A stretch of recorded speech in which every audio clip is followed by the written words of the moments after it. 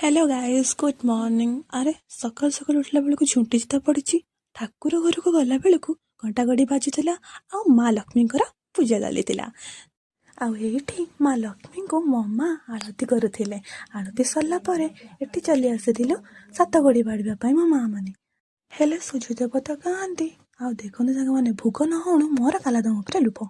आ देखु गोटे कालादम पाईगली आ सीधा पाटे पुरईदेली आ पाटे खाई कालादामटा को खाई सारी मुझे आसीगली नड़िया करने कहीं नड़िया कोरा दायित्वटा मत दिखाई आटे देखो सांग मैंने पटका आंबला